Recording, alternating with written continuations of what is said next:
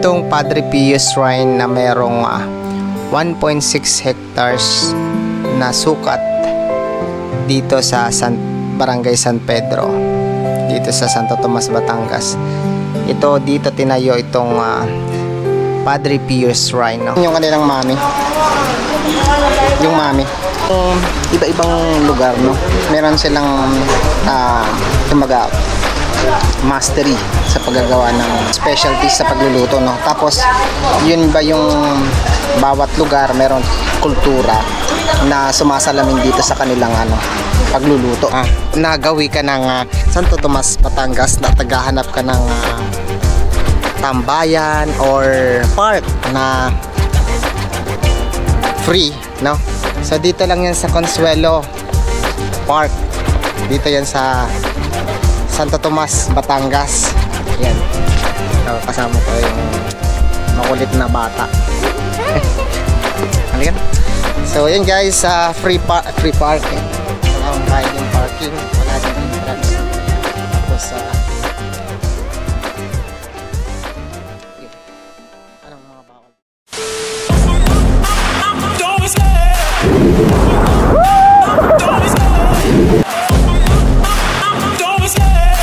Malutong pugon ng Talay Rizal. Escalera Cafe.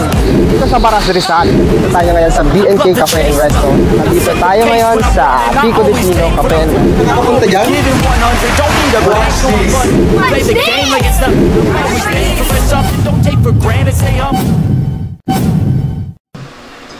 So yan guys, good day at nandito na naman tayo, panibagong vlog na naman ng ating matutuklasan sa ngayon. At dito tayo dumaan sa Sisis nga pala, no? Papunta sa ating destination. So para maibahagi sa inyo yung mga ating mga adventure. So dito sa part ng Batangas naman yung pupuntahan natin.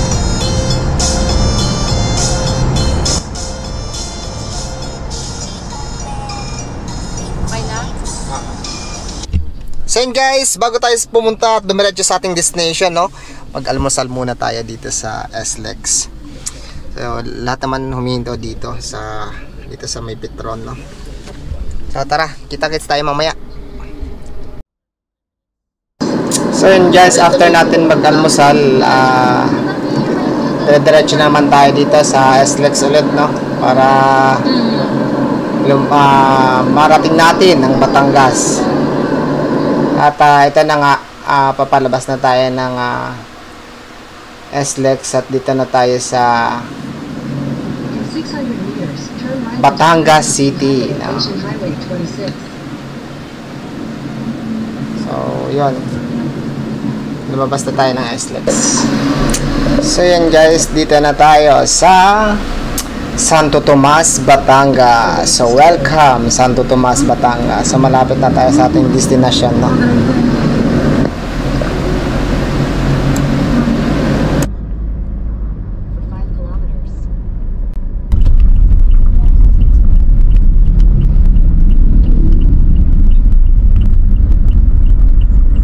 Dami din palang pumunta. Safe parking daw. Saan? 50 meters ay. Pwede ka lang pumasok eh. Ay,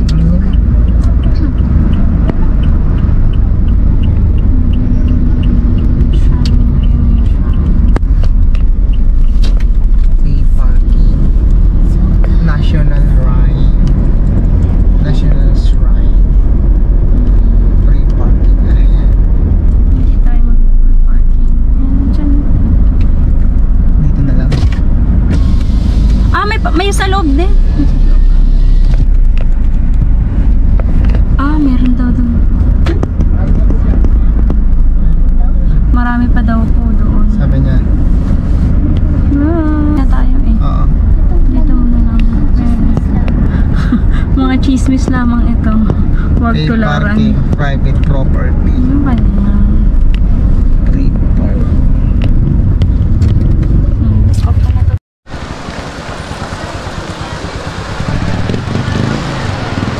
Yon guys, good day at nandito tayo ngayon sa Padre Pio Shrine dito sa Batangas, no. Pinuntahan naman natin to para malaman din natin at may bahagi ko sa inyo kung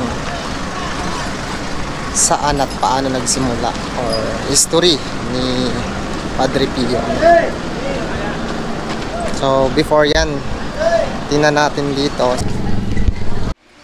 itong Padre Pio Shrine na mayroong 1.6 hectares na sukat dito sa Barangay San Pedro, dito sa Santo Tomas, Batangas.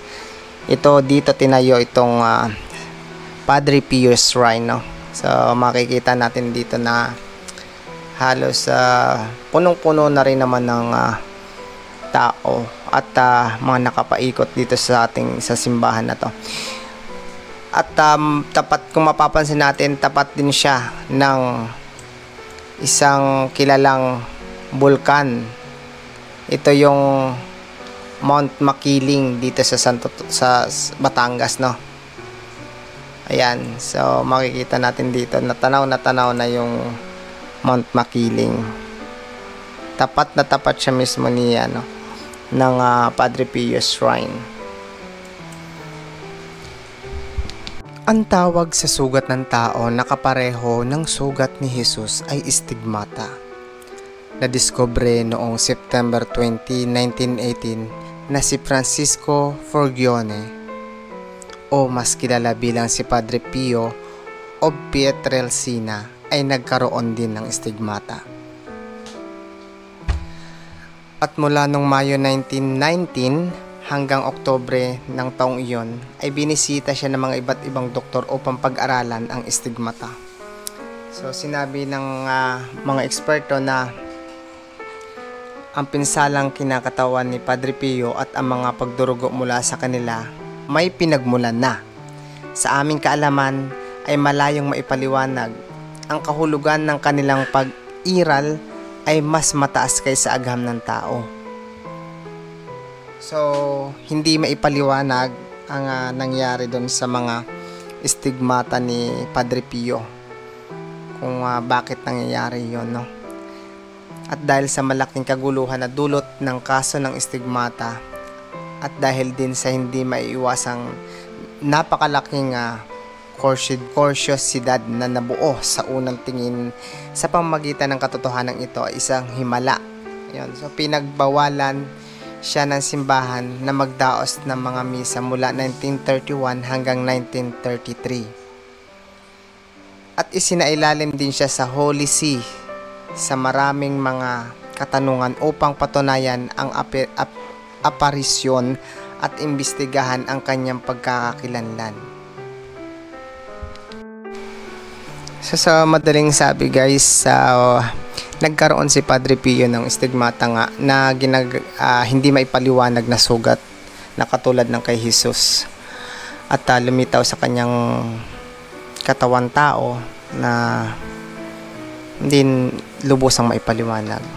So ayon sa nasusulat, ito ay naranasan ng isang banal na tao upang makiisa sa paghihirap ni Jesus para sa pagbabago ng makasalanan at kaligtasan ng sangkatauhan. Meron din siyang himalang o milagro na nagawa noong siya ay nabubuhay pa. Yun ay yung napagaling niya yung isang batang 11 years old na nakomatose.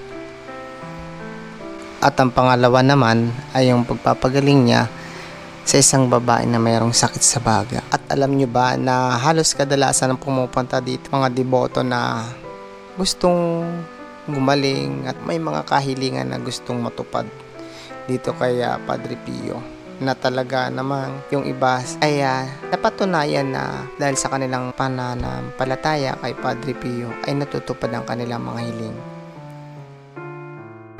At nitong 2003 ay itinayo naman itong National Shrine of St. Padre Pio sa Santo Tomas, Batangas. Nagkasakit siya noong kalagitnaan ng 1960 at siya ay sumakabilang buhay noong September 23, 1968 sa edad na 81 years old. At naging santo si Padre Pio noong 2002. Matapos ang 40 taon, alam nyo ba na hinukay muli ang kanyang libingan at dito na diskubre ng mga grupo ng medical expert na halos buong katawan ni Padre Pio ay di naaagnas, lalong-lalo na ang kanyang puso. At alam nyo ba na mula nang makita ng mga medical expert ang katawan ni Padre Pio ay nakita nilang kusang lumabas sa kanyang dibdib ang puso nito na wala man lang operasyon na nangyari at ito ay nakapreserve ng maayos.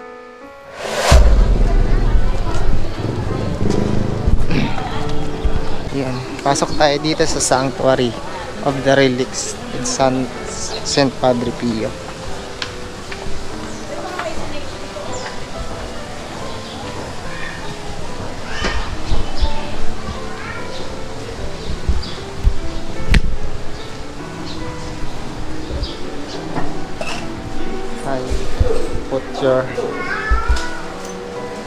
Put your stories inside the box.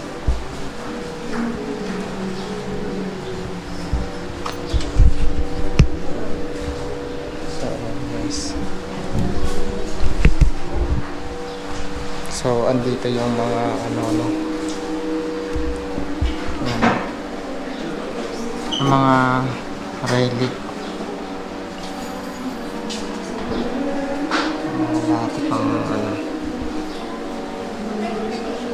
ano ba ito? A piece of cloth stained with St. Padre Pio's blood. A piece of cloth, yan.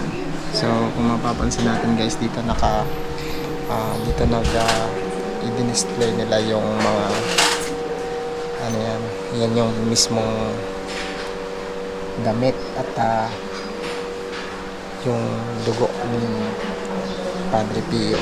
So kailan yun? Noong May 2017 pa, no? Ito naman yung a piece of cloth stained with sidol. Yan mismo yung dugo din talaga na galing mismo kay Padre Pio. So same lang din, no? A piece of cloth, a first relic given to the National Shrine Padre Pio, true rectal 2010.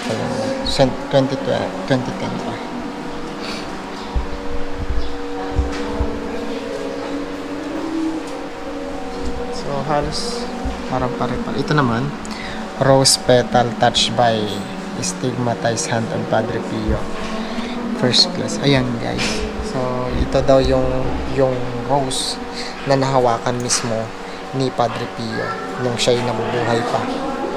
So naka-display yan dito lahat guys, no? Makikita natin dito yan sa loob. So same lang din, cloth, strand here from St. Padre Pio's bird. Ayan.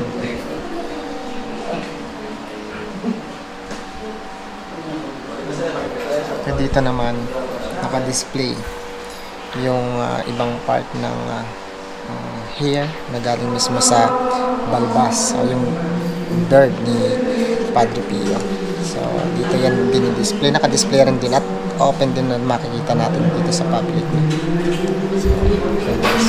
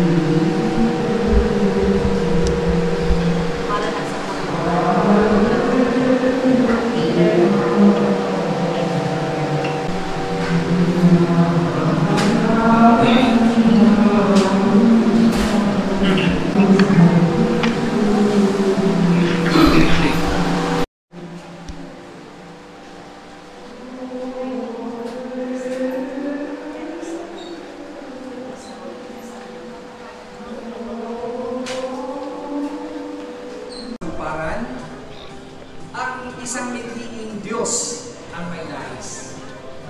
Ang bahay lalagyan. Meron pa rito silang mga Ang laganap na debosyon halos, kay Santo ayun kung maaalala nyo guys, meron ditong ano, yung parang nga sinauna pang mga parte ng ng sinaunang mga gamit. ang dumami pa Ayan, lalo-lalo na yun sa part ng sa yung buong Asya. parang bintana ba yan? Na kaya nating marating Yan. ang isang pangarap na maging sentro ng debosyon ni Santo Padre Pio ang lugar na ito. Hindi lamang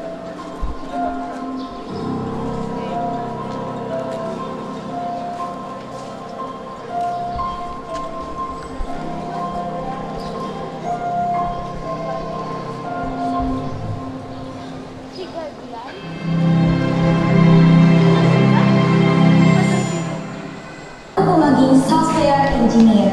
Gusto ko pong maging isang guro. Nais ko pong maging isang pulis. Ngayon po ako maging isang accountant. Pangarap ko maging pulis. Sobrang ulan, lakas na ng ulan. So after namin mag-attend ng misa, dito kami sa Kasen, Batangas Lomi. Tikman natin yung lomi nila dito. Siyempre hindi mawawala to dahil yung Batangas na kilalabi sa lomi, no? Kapag nagawi kayo dito guys, yung marami kayong mabibili dito, mga pasalubong tsaka mga santo, lalo na yung katulad ng kay Padre Pio. So lakas ng ulan, dito pa kami. Doon tayo nag-park kabila. Ayan, man natin yung Lomi, Batangas. Actually yung yung simbahan doon lang sa likod natin, tapos yung Lomi naman na susubukan natin dito sa sa tapat ng dito, paglabas nyo mismo.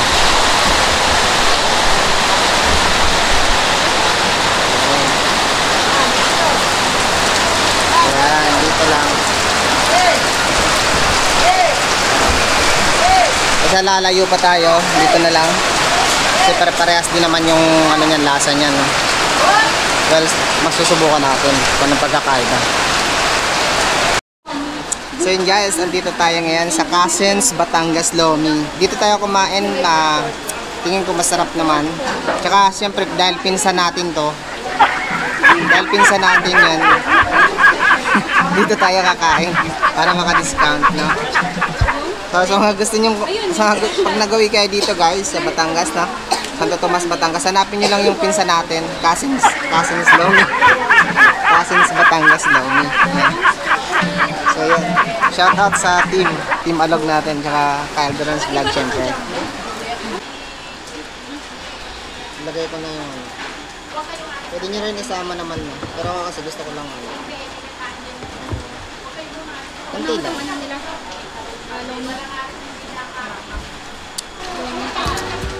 Naubos sa sarap. Sarap. Sarap siya yung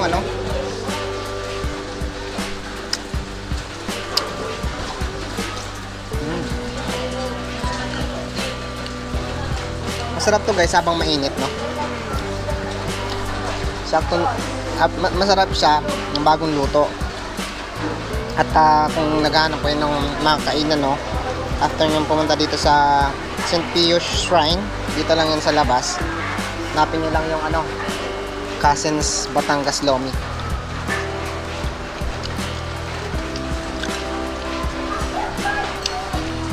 Siguradong sulit na sulit.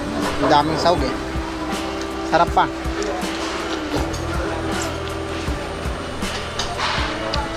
The best.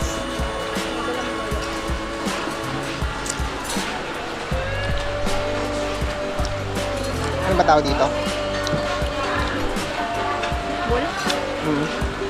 Meatball? Siguro homemade meatball. Bol? Meat ba? Meatball. Marami naman talagang actually na mga gumagaya sa mga ganitong luto. Pero siyempre pag sinabi nga original at signature, ibang-iba ang lasa niya. Kanya sabi ko nga, maganda rin to partner sa sa puto. Pag mahilig kayo sa puto, tsaka sa buns. Iba talaga pag yung lomi sa Batangas. Kasi nasa Batangas ka. Diba yung lomi sa Batangas kasi nasa Batangas? Hindi na. Hindi, okay Hindi, to. masarap, rami. So yun guys, yung kanilang lomi. Ay, sa kanilang, in case yung kanilang mami, no? Meron, syempre, sa iba't ibang lugar meron tayong mastery or yung signature sa pagkakakilanlan ng lugar at binabase rin minsan sa kanilang mga specialty sa pagluluto. At iba-iba yung kanilang lasa din pagdating sa katulad nito, itong mami, no? Marami na rin tayong natikman na ganitong pagkain sa ibang lugar. Pero syempre may comparison pa rin, hindi mawawala yun. Kaya isa rin sa Batangas, isa rin sa kilala ang Batangas sa pagluluto ng sarap na mami, no? Bawat lugar naman mayroong ganun, no? Tsaka iba-iba yung mastery nila sa pagluluto.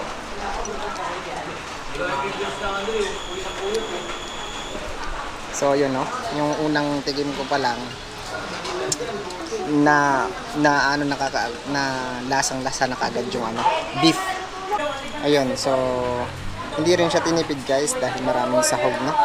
Nakatikman natin yung dahil ang Batangas at malapit siya sa Tagaytay, no? Ang beef ay isa rin sa pangunahing kabuhayan nila dito. Tikman natin at testing natin kung malambot.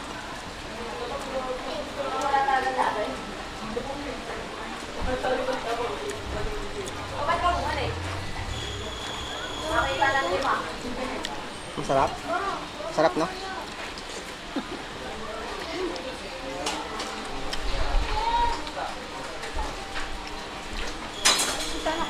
So, yun lang. Bago ko tikman kasi, bago ko tikman yung beef nila, kung malambot. Inano ko muna, imagine ko muna na, kunwari, yung lugar na to ay hindi Batangas. So, that's why nabanggit ko yun na dahil malapit nga siya sa Tagaytay, no? Expected ko na magandang quality ng kanilang sahog na beef, which is beef, di ba? So, yun nga, malambot. Hindi siya makunat. Yung tipong nakikipag-agawan ka pa. Parang nakikipag-agawan ka, kakain ka lang, no? So, ayan. Congratulations dito sa Cousins Batangas Lomi. Masarap. Yan, 10 out of 10. The best.